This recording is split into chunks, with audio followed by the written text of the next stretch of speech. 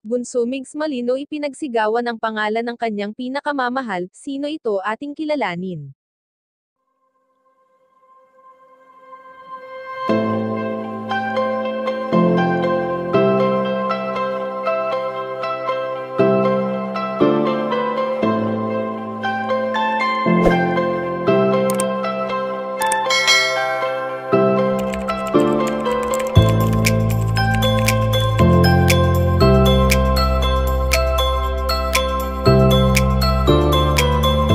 Sa dami ng tinanggap na masasakit na salita ni Bunso Migs Malino, ay heto siya at patuloy pa rin na lumalaban sa mga hamon sa buhay.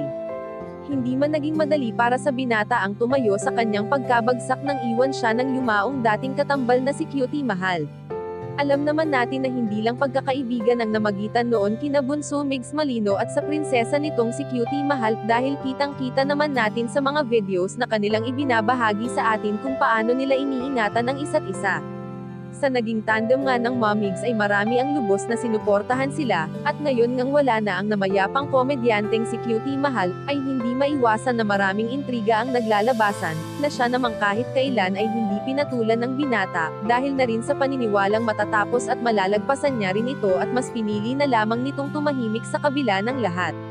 Sa ganitong pag-uugali nga ni Bunso Migs Malino ay talaga namang kahanga-hanga ito.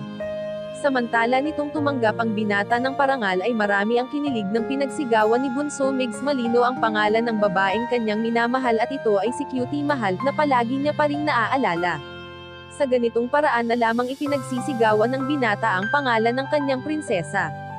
Kayo mga kachika, anong masasabi niyo dito? Please leave the comment and don't forget to subscribe.